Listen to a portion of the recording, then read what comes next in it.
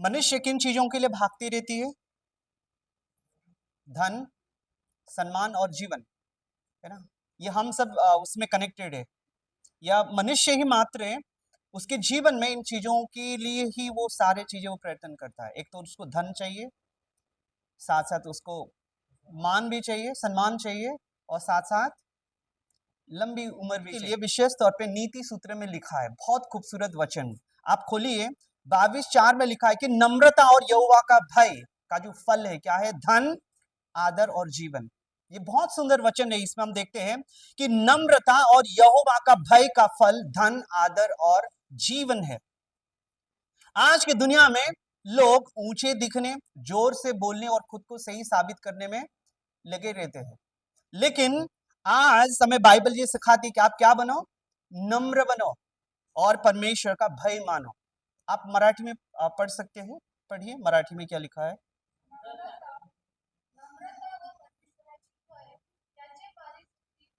भय जो भी जीवन जीते उनको क्या मिलती है? बाइबल में क्या लिखा है? 3 चीजों के बारे में लिखा गया है। एक है धन और सम्मान और जीवन। मेरे प्रिय भाई और बहन, यहां पे जब हम देखते हैं इन चीजों को, विशेष तौर पे जब मनुष्य या हम हमारे दैनंदिन जीवन में काफी इन एक्सपीरियंस हम करते हैं, है ना। घर पे बोलने वाला व्यक्ति सही है और बोलने वाला व्यक्ति का उद्देश्य भी सही है, और बोलने वाले व्यक्ति जो जो कहना चाहती है वो भी सही है, लेकिन उसका जो ट्यून जो है ना, बहुत मुश्किल जाता है। सही काम करने के लिए भी, सही उद्देश्य के साथ करने के लिए भी, जब तक आप पवित्र आत्मा और पवित्र परमेश्वर का अनुग्रह नहीं है, आप सही काम नहीं कर सकते। क्योंकि आपकी बोलचाल में एक व्यक्ति को क्या होते है, वहां पे वो कमजोर है। एक व्यक्ति जब कमजोर होता है तभी वो पाप में गिरता है, या तभी वो मुश्किल हालात में, तभी उनकी बिहेवियर, तभी उनकी थॉट प्रोसेस कमजोर होती है। उस समय पे एक व्यक्ति जब कहते हैं कि आपने गलत किया है, उस समय पे सामने वाला व्यक्ति सुधरने की जगह पे रिलेशन वहां पे आ जाती है। पति पत्नी के बीच में काफी बार इन एक्सपीरियंस हम देखते हैं। पति अगर गलती हुई है, पत्नी सही करने की अधिकार है, बाइबल में लिखी है, लेकिन प्रोसेस क्या है? कौन सा ऐसा प्रोसेस जो है पत्नी को इस्तेमाल करनी चाहिए कि उसका पति समझ में भी आए और प्यार भी बने रहे और घर भी बना रहे। लेकिन काफी बार हमारे जीवन में इन चीजों को बहुत दर्दनाक होती है उस समय पे, है ना। उस शब्द सुनकर ही सही होने की बजाय हम टूट जाते हैं, हम बिखर जाते हैं। इसलिए पवित्र शास्त्र में लिखा है कि नम्र, नम्र का मतलब होता है एक व्यक्ति दूसरे व्यक्ति के साथ किस तरह बिहेव कर रहा है, किस तरह उनके साथ उनके संबंध कैसी है, और वाकई जो सही करना और सही बात और सही चीजों को उनको देनी है, किस तरह देनी है, ये पवित्र शास्त्र में सिखाती है। इसलिए ये वचन जो है परिपूर्ण है। अगर कोई व्यक्ति धन कमाना चाहता है, अगर कोई व्यक्ति सम्मान हासिल करनी चाहती है, और कोई व्यक्ति लंबी उम्र जीना चाहती है, तो पवित्र शास्त्र सहमत है। इसके लिए कोई पाबंदी नहीं है, इसके लिए कोई दीवारें नहीं है। लेकिन हम इन चीजों को पाने के लिए कुछ प्रोसेस है। पवित्र शास्त्र में बहुत ही विनम्रता के साथ उनकी भक्तों के द्वारा कही गई बातों को आज हम देखेंगे। बहुत सिंपल है। जीवन में धन, सम्मान और क्या? जीवन बहुतायता से पाने के लिए पवित्र शास्त्र में मोटिवेट करता है। और पवित्र शास्त्र में लिखी हुई बातों के अनुसार जब हम देखते हैं, अद्भुत है। मेरे प्रिय भाई और बहन, आज अगर हम केवल धन के पीछे भाग रहे, तो ये मैसेज आपके लिए है।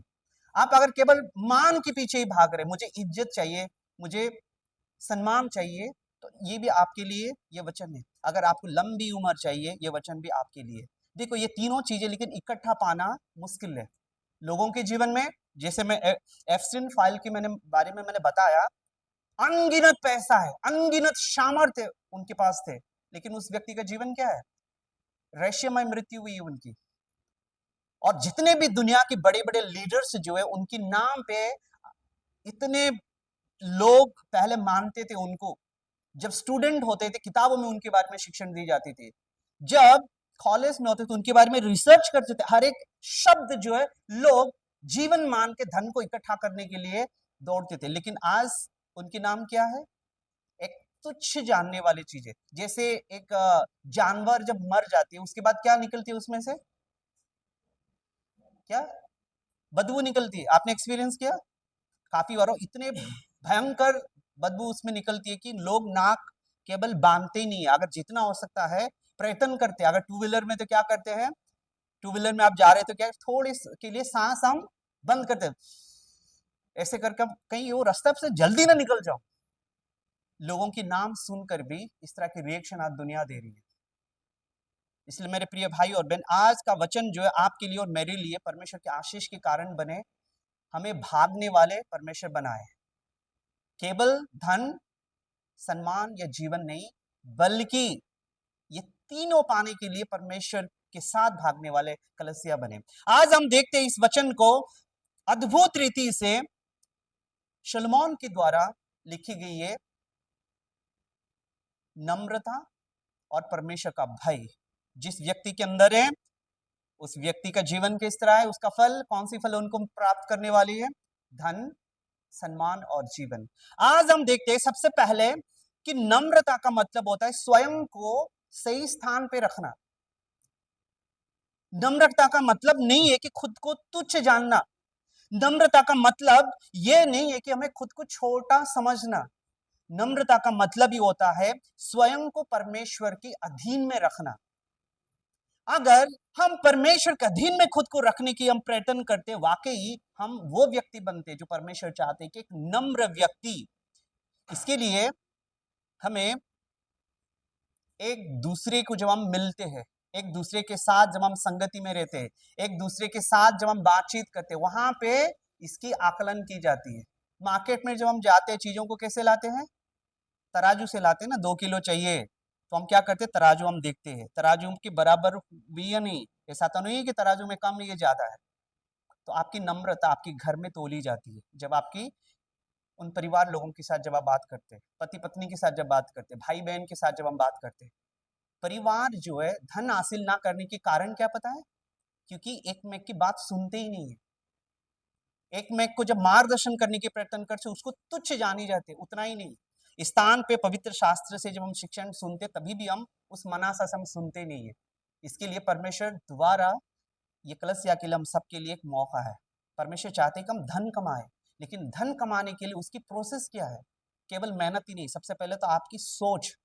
और उस सोच क्या चाहते हैं परमेश्वर कि आप नम्र बनो। नम्र का मतलब आपका स्थान को आप जांच लो, परख लो और ऐसे स्थिति पे रखो जो कि परमेश्वर को पसंद आए। और परमेश्वर को मराठी में क्या बोलते हैं? आवड़ बोलते हैं ना। परमेश्वर को पसंद आनी चाहिए, है ना।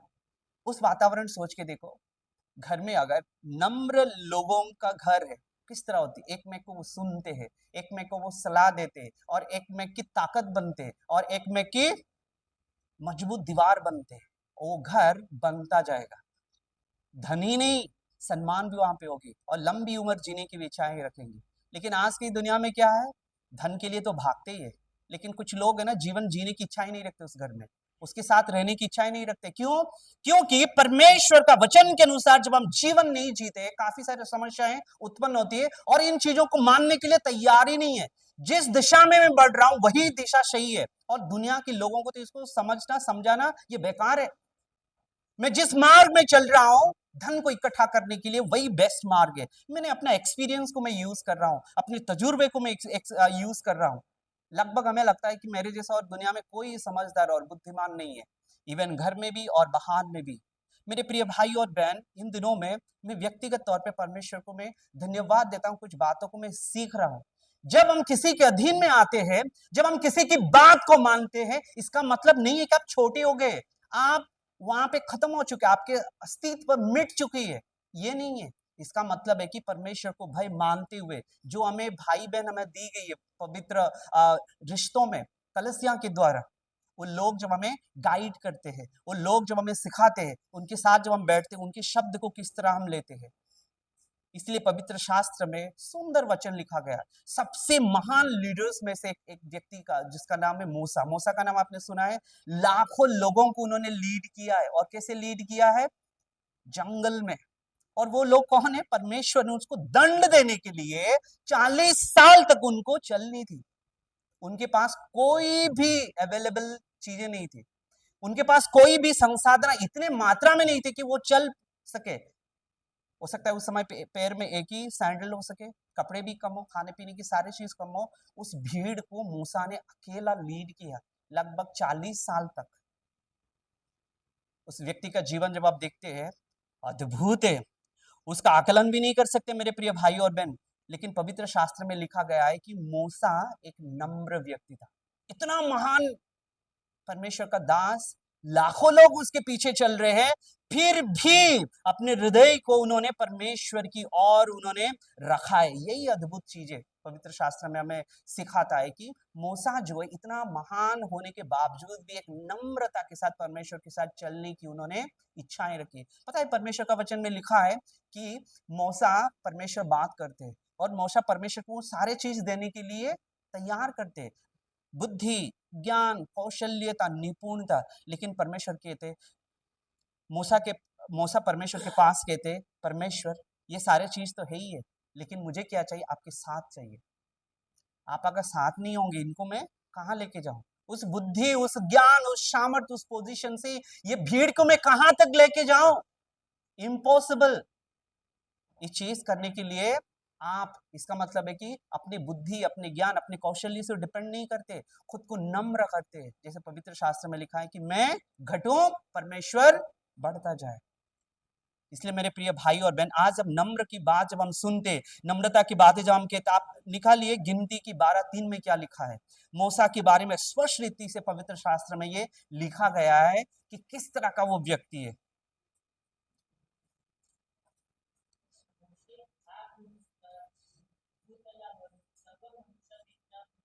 अमेन। मराठी में बहुत सुंदर वचन लिखा है, और जोर से पढ़ो रवि दादा। 12:3 में लिखा है।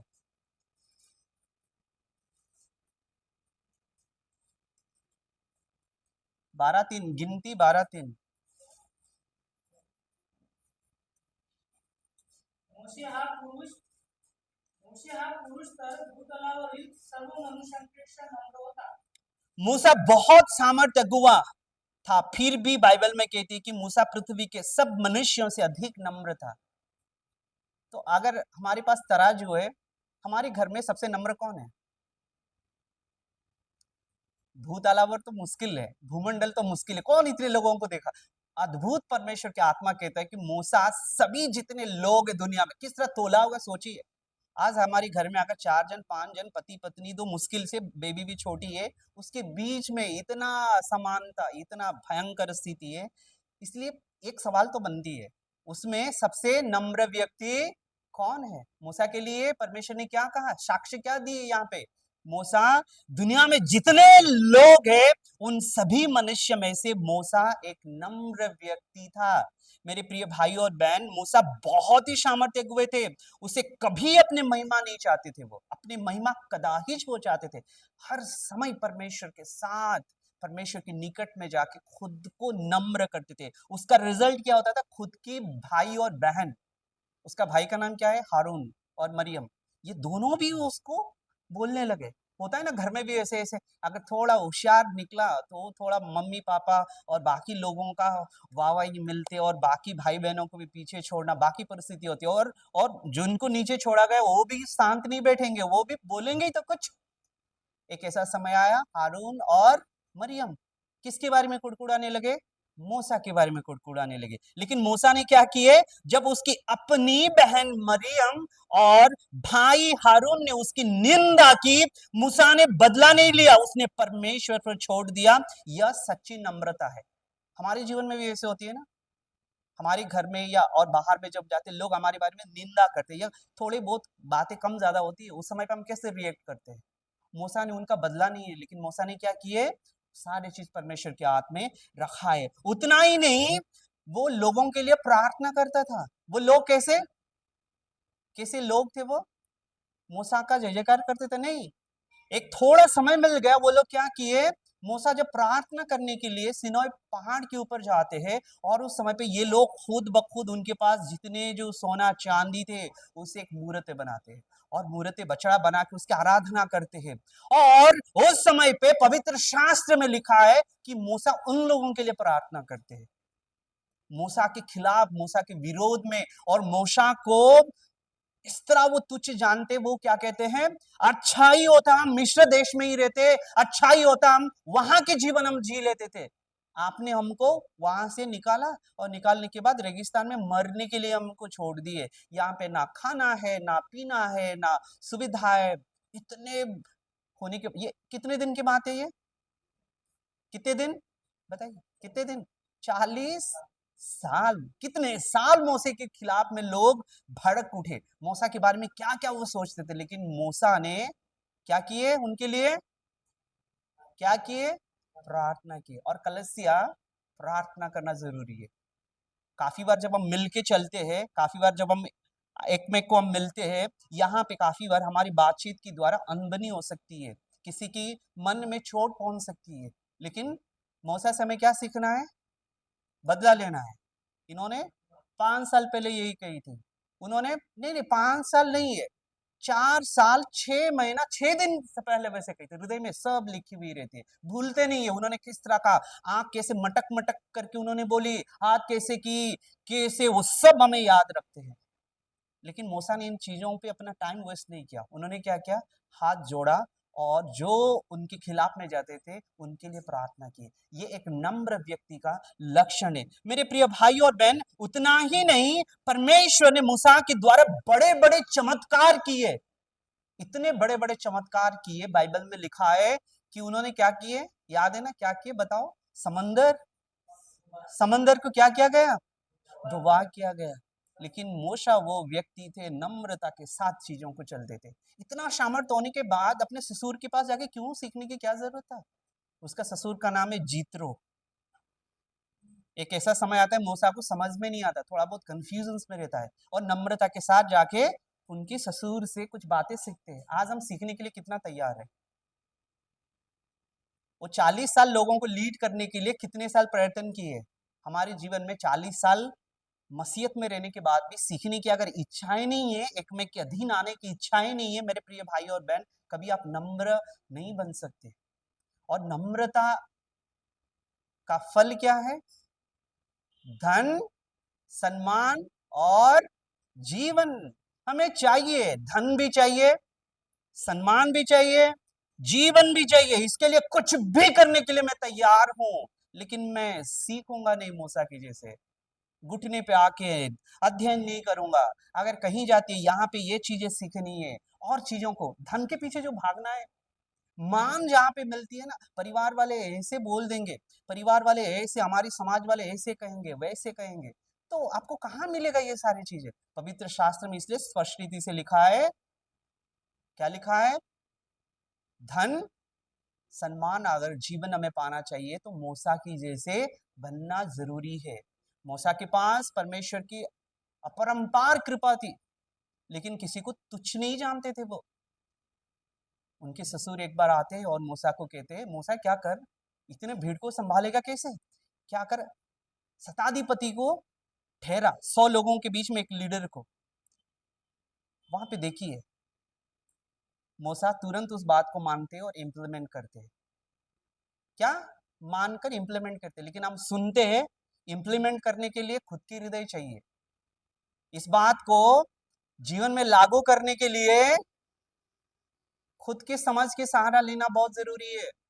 पवित्र शास्त्र या हमारे अगुवे जो कहते हैं, उनके जाल में फंसना मुश्किल है। धन, सम्मान, जीवन जो मिल जाएगा, शैतान इसलिए प्रयत्न करता है इन चीजों को तोड़ता जाए। मेरे प्रिय भाई और बहन, इसलिए अद्भुत रीति से इस वचन में सिखाता है ना, फल से लदा हुआ पेड़ झुकता है, पर खाली पेड़ क्या रहता है? बहुत ऊंची रहते हैं। ये हम सुनते भी है, लेकिन हम लदे हुए फल बनने के लिए झुकना नहीं चाहते। झुकना कितना संकट है, कितना मुश्किल है झुकना।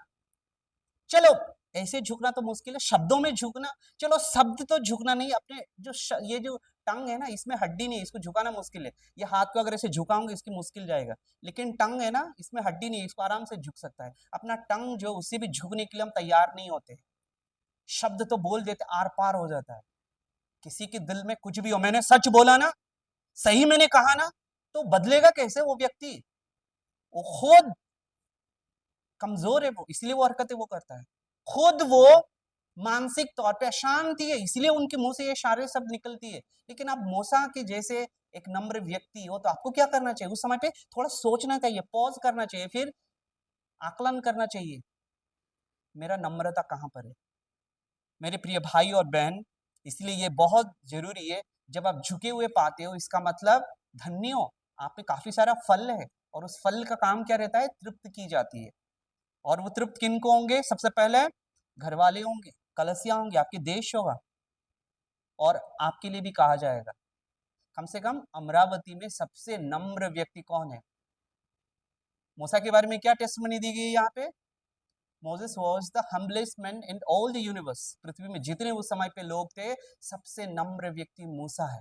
इसका मतलब क्या उसकी सामर्थ्य कम हो गई, या उसका मतलब उनका पहचान उन्होंने गवा दिया? उसका मतलब उसको तुच्छ जाना गया, उसके ससुर की बात उन्होंने माना? नहीं, सबसे महान लीडर्स में से वो है। इसलिए हम क्या सीख सकते हैं? जब कोई आपको सुधार करे तो सुनना सीखे, और सुनना ही नहीं, एप्लीकेशंस के लिए संवाद कंटिन्यूटी रखना बहुत जरूरी है। पत्थर मत बनिए। जो व्यक्ति पत्थर बन जाता है, कठिन हो जाते हैं उसको सुधारने पे। मेरे जीवन में खुद ये लागू करने इन दिनों में मैं सीखता हूँ। पहले जिस स्कूल में था, जिस स्थान पे था, वहां पे चीजें बने बनाया यानी बन चुका था। स्टार्टिंग से उस लेवल तक पहुंचने के लिए मुझे कुछ समय लगा था, और वहां से जब दुनिया को मैंने देखा, वही स्टेज मुझे नीचे उतरने के लिए बहुत मुश्किल गया, संकट गया। लेकिन प्रभु के लोगों के पास गया, मैंने सीखा, फिर जीरो से शुरू किया, शून्य से फिर शुरू करना पड़ा। ये मेरे लिए बहुत कठिन था, इसको समझने के लिए बहुत कठिन था। लेकिन परमेश्वर को मैं धन्यवाद देता हूँ, क्योंकि मैं खुद को अपने जो पोजीशन, अपने थॉट प्रोसेस से थोड़ा नीचे आया, फिर लोगों के पास गया, सीखने की प्रयत्न किया, इसलिए आज लैपटॉप में यूज कर पा रहा हूँ। स्कूल में रहते हुए भी दूसरों को काम कराता था, मैं प्रिंसिपल बन गया था, इसलिए लोगों से काम निकालता था। वैसे वैसे भूल गए, शादी के बाद कुछ दिन के बाद इसको व्यवस्थित यूज करना मुश्किल था। आज अगर आपके सामने इसको मैं प्रिपेयर करके लाया हूँ, ये परमेश्वर की महिमा है। खुद को थोड़ा झुक लिया तो परमेश्वर इन चीजों को सिखाने के लिए मदद करता है। मेरे प्रिय भाई और बहन, जरूरी है, परिवार चलाने के लिए धन की जरूरत है। समाज में एक सुगंध की जैसा सुनाम अर्जित करना जरूरी है, और लंबी उम्र भी होना जरूरी है। इसलिए पवित्र शास्त्र कहता है, नम्र एक व्यक्ति और सबसे खतरनाक व्यक्ति के साथ भी रिलेशन को जोड़ना है, तो आपकी बुद्धि, ज्ञान, आपकी कौशल्य, आपकी दान धर्म कुछ भी काम नहीं आएगा। आपकी नम्रता, नम्रता से पूर्ण वो शब्द, नम्रता से भरी हुई वो आंखें, नम्रता से भरी हुई वो चर्चा, नम्रता से भरी हुई उसको मानो कि उसको आप गले लगा रहे हैं, तो शैतान वहीं पे तुरंत हार जाएगा।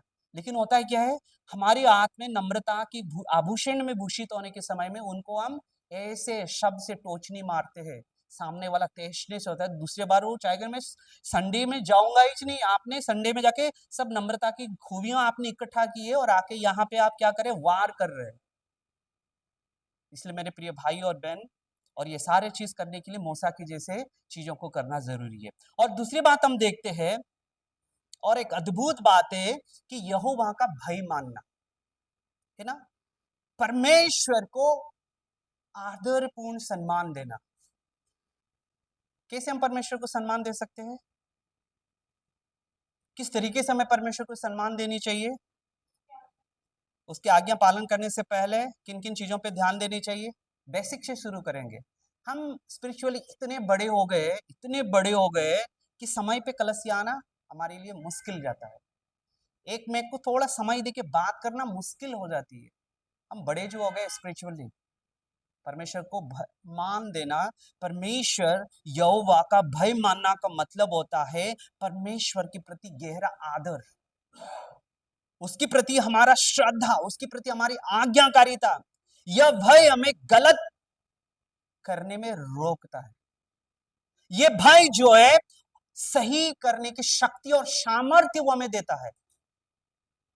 नहीं तो गलत परिस्थिति, गलत शब्द, गलत वातावरण में सही हम नहीं कर पाएंगे। चाहे विपरीत परिस्थिति कितना भी कठिन क्यों न हो, आप सही करने की सामर्थ्य तब रखेंगे जब आप परमेश्वर को भय मानेंगे। और परमेश्वर को भय मानने के लिए छोटी छोटी चीजों को जानना जरूरी है। मैं कैसे परमेश्वर को भय मानना कैसे मैं सिखाऊंगा? और परमेश्वर तो दिखते ही नहीं है। सबसे पहले किनको दिखना आना चाहिए? आप परमेश्वर का भय मानते किनको दिखना आना चाहिए? बोलिए। आपके घर वाले। घर में हम रहते हैं ना, संडे के दिन आपकी एटीट्यूड से पता रहता है कि परमेश्वर के प्रति आपका प्रेम कितना है, आपकी तैयारी कैसी है, how you have prepared your time, how you have schedule your time. मेरे प्रिय भाई और बहन, ये जो है ना अद्भुत चीजें हैं। परमेश्वर का भय मानना, जो व्यक्ति इन चीजों को वो सीखा है वो अद्भुत है। यीशु मसीह क्या करते थे? सुबह होने से पहले, सूरज की किरण आने से पहले जाके पिता के संग बात करते थे। यीशु मसीह की जीवन तो अद्भुत ही है। और एक व्यक्ति था, उसका नाम यूसुफ। और यूसुफ का जीवन में हम क्या देखते हैं? यूसुफ का जीवन में हम देखते हैं कि उन्होंने पाप नहीं किया। पोटीपोर नाम का व्यक्ति, उनकी पत्नी ये जबरदस्ती करते हैं गलत काम करने के लिए, गलत इरादे से, गलत मनासा से। लेकिन ये क्या कहते हैं? रुक जाते हैं, रुक कर अपने बुद्धि और ज्ञान की तरफ नहीं करते। एक सवाल पूछते हैं। क्या सवाल पूछते हैं? क्या ये मैं करते हुए परमेश्वर आनंदित होंगे? लेकिन वहां पे परमेश्वर नहीं होते। जिस घर में, जिस स्थान पे वो खड़े हैं, वहां पे परमेश्वर की जगह कौन है? सामने में किसको दिखती है? एक अमीर, खूबसूरत, सुंदर एक महिला और ये एक जवान लड़का सामने में दिख रहा है। चीजें है ना, दुनिया की नजर से आप देखो, ये अपॉर्चुनिटी जो यंग है, जो यूथ है, वो चाहते कि मेरे जीवन में बार बार आए। लेकिन यूसुफ क्या करते हैं? उस महिला से पीछे की बातें भी उनको देखते, परमेश्वर को दिखता है। परमेश्वर का भय मानते हुए यूसुफ उस स्थान से भाग जाता है। ये होता है परमेश्वर का भय। मेरे प्रिय भाई और बहन, जिस तरह यूसुफ ने, मानो कि उनके माता पिता वहां पर रहे, होता है ना घर में जब माता पिता रहते हैं तो बच्चे थोड़ा गलत करने के लिए सोचते हैं। क्यों? मम्मी डांट लेंगी, पापा डांट लेंगे, इसलिए वो सही करने के प्रयत्न वो करते रहते हैं, क्योंकि दिखता है वो माता पिता। उसी जैसा यूसुफ के जीवन में कौन दिख रहे हैं यहाँ पे? परमेश्वर। मानो कि साक्षात परमेश्वर वहां पर है। इसीलिए यूसुफ के जीवन में इतने भयंकर इस तरह का परीक्षाओं में यूसुफ क्या करते हैं? विजय पाते हैं। यूसुफ के लिए क्या क्या परीक्षाएं वहां पे थी? आंखों की लालसा थी, मन की अभिलाषाएं थी, और शरीर धारण करने वाला हर एक मनुष्य के अंदर इच्छाएं रहती है। और शैतान क्या किया? उन चीजों को एक ही समय पे, सब कुछ एक ही समय पे अपने अधीन में करने की प्रयत्न करता है। लेकिन यूसुफ क्या करते हैं वहां पे? यूसुफ उस आकर्षण से ज्यादा परमेश्वर के प्रति उनका प्रेम, उसका आकर्षण बढ़ा है। इसीलिए उस तरफ ध्यान नहीं देते हैं। यूसुफ किस तरफ ध्यान देते? जो अदृश्य परमेश्वर है, जो दिखाई नहीं देता, फिर भी उनको ये भरोसा है, जब मुझे निर्णय लेना है तो मुझे सबसे पहले क्यों ना उसको मैं पूछूं। क्या हमारी दिनचर्या में हम जब निर्णय लेते हैं वैसे ही निर्णय परमेश्वर के साथ हम करते? पूछते हैं परमेश्वर को, परमेश्वर आपकी इच्छा क्या है? मैं किस मार्ग में चलूं, किस दिशा में मैं चलूं, ताकि आप मुझे क्या दो, क्या दे सको? धन, सम्मान और जीवन। धन, सम्मान और जीवन पाने के लिए यूसुफ ने मानव की तेही किया है। हर बात में किसको परमिशन लेंगे? पिता परमेश्वर से। और यूसुफ का जीवन है ना, एक गड्ढे से शुरू होता है, राजमहल तक पहुंच जाते हैं। उस देश का सर्वश्रेष्ठ और मुख्य और अधिपति वो ठहराया जाता है। अब देखो उनके जीवन में तुरंत नहीं है ये सब, इसके लिए जेल की कोठरियों में जानी पड़ी, अंधकार में समय बितानी पड़ी। लेकिन हर एक समय उसके हृदय को पूछता होगा, मैं जो सोच रहा हूं, मैं जो बोल रहा हूं, मैं जो कर रहा हूं, दुनिया के लिए क्या है मुझे पता नहीं मेरे पिता, लेकिन आपके लिए ये सही है। उनके भाइयों ने उनको क्या किया? बेच डाला, गड्ढे में छोड़ दिया उसको। उस व्यक्ति का जीवन किस तरह बदला? परमेश्वर को हर एक बात पे वो पूछता था, भय मानता था। क्या हमारे जीवन में परमेश्वर के प्रति भय है? या वैसे बन चुके हम और परमेश्वर की भय नहीं है? लोग आज के समय पे क्या कहते हैं? करने दो ना, परमेश्वर जो करना है करने दो, मैं देख लेता हूं, मैं संभाल लेता हूं। अपने बाहों की जो है ना ताकत दिखाते, अपनी समझ बुद्धि की कौशल्यता दिखाते, पवित्र शास्त्र के अधीन में तो आने की दूर की बात है, इस वचन को अमल करने के लिए मुश्किल जाता है। इसलिए हर एक निर्णय के पीछे क्या आप परमेश्वर को पूछते हैं? छोटी से छोटे निर्णय के लिए भी परमेश्वर को पूछना अनिवार्य है। आप अगर दिशा भी बदलना चाहते हैं, आप किसी भी स्थान में आप जाना चाहते, परमेश्वर को पूछना जरूरी है। लोग संगति के कारण उनका जीवन रुकी हुई है, जो लोगों को मिलते हैं प्रार्थना पूर्वक, उन लोगों के साथ वो मिलते नहीं है, वहीं पर ही बह के जाते हैं, सूखी पत्ती की जैसे। जरूरत होता है खुद वो सूखी पत्ती है, क्या छाव मिलेगा वहां से। मेरे प्रिय भाई और बहन, परमेश्वर हम सबको आशीषित करे, और इसका फल बाइबल में लिखा है क्या? धन और सम्मान और जीवन। और एक व्यक्ति के जीवन में हम देखते हैं, कौन है वो सबसे बुद्धिमान व्यक्ति? किसने लिखा है? शलमोन के जीवन में ना, अद्भुत है। परमेश्वर की प्रतिज्ञाएं की जो नम्रता और यहोवा का भय में जो चलता है, उसके जीवन में केवल भौतिक नहीं बल्कि आत्मिक और मानसिक और अनंत जीवन की आशीषें प्राप्त होती है। इसलिए आज का जो टाइटल जो है ना, आज जो संदर्भ या आज जिस बातों को हम देखते हैं, नम्रता और परमेश्वर का भय आशीष की कुंजी है। कुंजी रहता है ना, अमा भंडार। जो भी व्यक्ति, जो भी माँ है, जो भी बहन है, जो भी यंग है, अगर परमेश्वर को उन्होंने भय माना, नम्रता के जीवन जीना शुरू किए, ये आशीष उनके जीवन में है। एक छोटा सा बालक है ना, बहुत छोटा, परमेश्वर उनको मौका देते, परमेश्वर उनसे बात करते हैं। शलमोन से क्या बात करते हैं? बेटा आपको क्या चाहिए? शलमोन क्या कहते हैं? बुद्धि और ज्ञान। बुद्धि और ज्ञान। हम देखते हैं यहाँ पे शलमोन ने धन को नहीं चूज किया है, बुद्धि उन्होंने मांगी है परमेश्वर से, और बुद्धि के साथ धन और आदर भी उनको दी गई है। आज काफी बार हमें बुद्धि, पवित्र शास्त्र की प्रेम, पवित्र शास्त्र में लिखी हुई चरित्र के बारे में जब हम चर्चा करते हैं, हमें और चीजों को महत्व देने में मजा आता है, आनंदित होते हैं कि इन चीजों को हम महत्व दें, इन बातों को ज्यादा प्रयत्न करें। उन बातों को गलत नहीं है, लेकिन सबसे पहले प्राधान्यता हमें ये जानना जरूरी है, जो बीज सही मिट्टी में बोया जाता है, वही बीज आने वाले समय में फल देता है ना। जो बीज सही मिट्टी में होना जरूरी है। मिट्टी का मतलब क्या है? सही जमीन का मतलब क्या है? सही स्थान, सही वातावरण होना जरूरी है। एक सिंपल से एक पौधे को आप जमीन पे आप लगाते, उनको क्या मिलने की जरूरत है?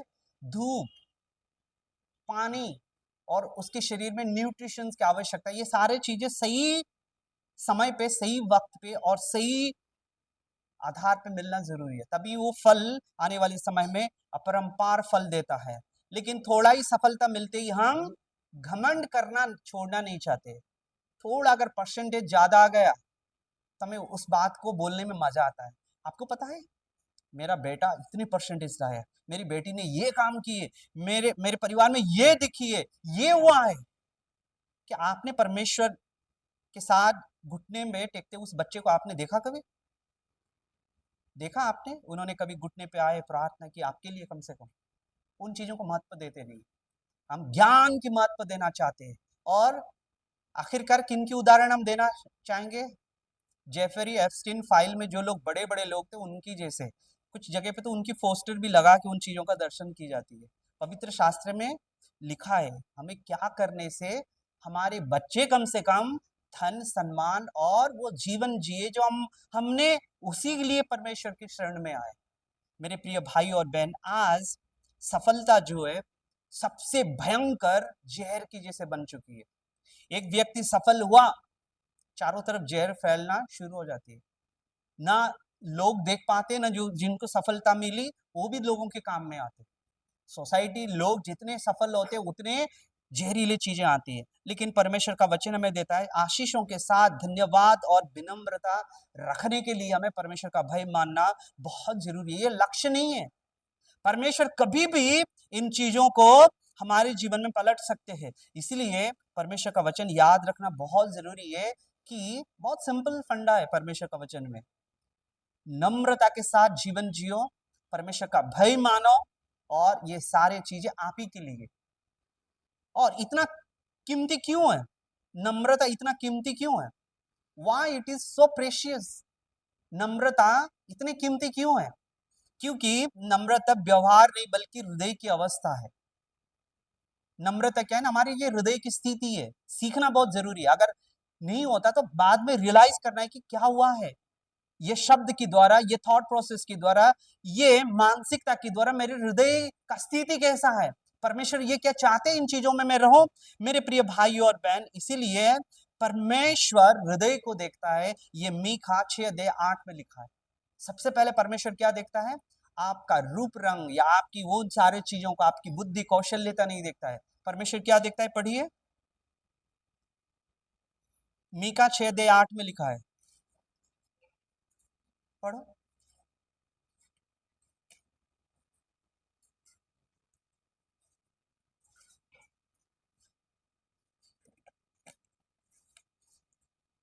मिला? 6:8। हे मनुष्या, वह विश्वास की त्याने पूरा किया, जितनी ये वाणी है, आवड़ी ने दया कर जो आपको देगा और सम्मान देगा, नम्र भाव में चाहिए, ऐसे अपने करने से आमेन। परमेश्वर किन चीजों को देखता है? मीका की पुस्तक में लिखा है, परमेश्वर नम्र हृदयों को वो देखता है। और नम्र जी हृदय वो क्या कहते हैं? नीति से अपना जीवन जीता है और परमेश्वर को भय मान के अपने कार्य वो करता है। इसलिए ये नम्रता हृदय की स्थिति है, इसलिए ये बहुत कीमती चीज है और नम्रता के आभूषण होना बहुत जरूरी है। और नम्रता रिश्तों को बचाती है। जो रिश्ता है ना, जो रिलेशनशिप है, वो रिलेशनशिप नम्रता कैसे बचाती है? आप पढ़िए नीति सूत्र 13 अध्याय 14 में क्या लिखा है। नीति सूत्र 13:10 में क्या लिखा है? हाँ, 13:10। सर्वांमुळे भांडणे मात्र होतात, पण का- चांगली मस्तक घेणाऱ्या जवळ ज्ञान असते. ओके, किसके लिए भांडन शुरू होती है घर पे? घमंड। आप कहेंगे हमारे घर में झगड़ा हो सकता है, लेकिन अहंकारी कोई नहीं है ना? कभी कभी ऐसे होता है। झगड़ा होने का रीजन और कुछ नहीं है मेरे प्रिय भाई और बहन, बाइबल में सिखाई घमंड। इसीलिए हम जब किसी को सही कहते हैं, सही शिक्षण जब देते, हम कितने नम्रता के साथ अपने शब्द को इस्तेमाल करते हैं। अगर घमंडी के साथ उसको इस्तेमाल करेंगे, मैं सही हूं आप गलत हो, तो मुश्किल हो जाएगा। फिर वहां पे क्या उत्पन्न होंगे? रिश्ते टूटना शुरू हो जाए, क्योंकि हमारे शब्द के कारण, हमारे शब्द की वजह से माहौल बिगड़ना शुरू हो जाती है। आप सही हो, सही है, आप सही बात कहते हो, वो भी सही है, लेकिन आपके अंदर नम्रता होना बहुत जरूरी है। और ये हृदय की स्थिति है, क्योंकि सामने वाले को आपको तुच्छ आप नहीं जानते और आपको उस तरह की बातचीत भी करनी है। उनको भी एहसास नहीं हो कि मैं तुच्छ हूं, मेरे अंदर ये क्वालिटी नहीं है, मेरे अंदर ये कमियां है, उसको ये एहसास नहीं दिलाना। बल्कि हम क्या कह सकते हैं? उसके पास में बैठ के उसको हम सही मार्गदर्शन कर सकते हैं। और नम्रता परमेश्वर का अनुग्रह दिलाता है। आप पढ़िए उसको, याकूब 4:6 में लिखा है। परमेश्वर किन को कृपा करते हैं?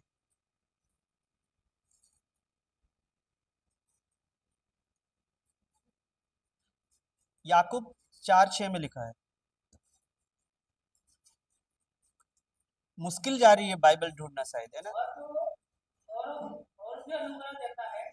इस कारण यह लिखा है कि परमेश्वर अभिमानियों से विरोध करता है और दीनों पर अनुग्रह करता है। परमेश्वर अभिमानों को विरोध करता है।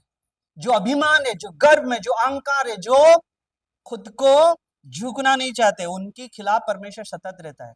आज के डेट में तो बॉलीवुड से लेके सारे चीज है ना, सारे चीज वो बनती है। वो बल्कि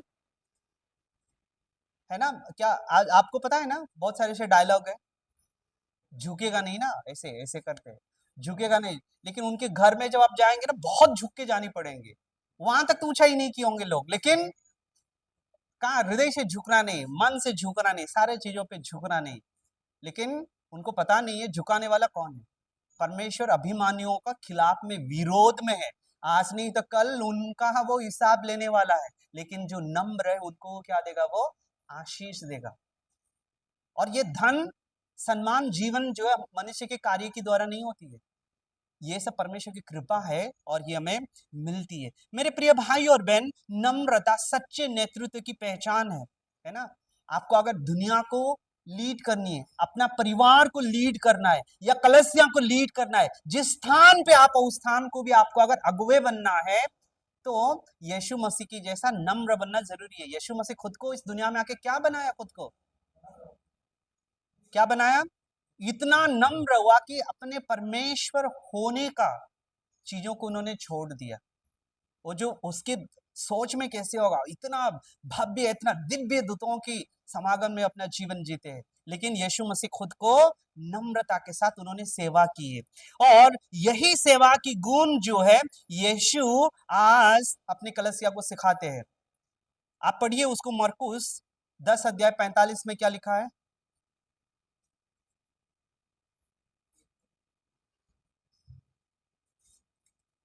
मरकुस 10:45 में क्या लिखा है?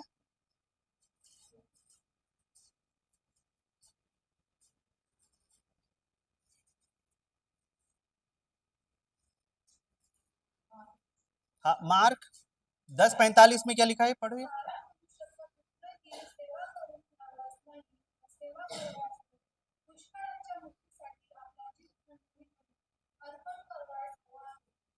मनुष्य का पुत्र सेवा पाने के लिए नहीं है, बल्कि खुद को नम्र करने के लिए इस दुनिया में आए, और सबके लिए उन्होंने क्या किया, अपने जीवन को समर्पण किया है। और मेरे प्रिय भाई और बहन, और हम देखेंगे नम्रता को हम कैसे प्राप्त करना है।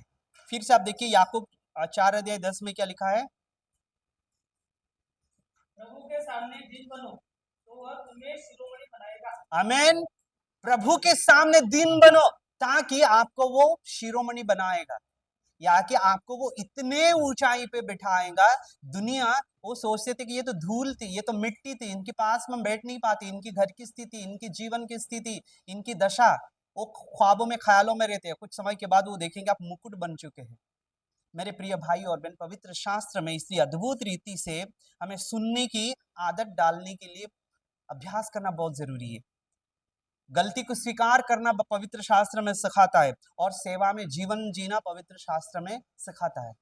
ऐसे अगर सवाल होगा, हमें सेवा, हम परमेश्वर ने हमको बुलाया है ताकि हम सेवा करें, इसको अगर आकलन करेंगे, साल भर में कितने हमारे घर में हमारे भाई बहन आते हैं, या उनके घर में हम कितनी बार जाते हैं, और प्रभु की लोग, प्रभु की दास, परमेश्वर का वचन सुनाने वाले आपके दरवाजे पे कितने बार आते, कितने बार आप उनको मौका देते, या काम, धन, सम्मान और बाकी चीजों के लिए आपकी दरवाजा बंद हो चुकी है। क्योंकि यीशु के चरित्र का जो पहचान है, मत्ती 11:29 में क्या लिखा है, पढ़िए। मत्ती 11:29 में क्या लिखा है?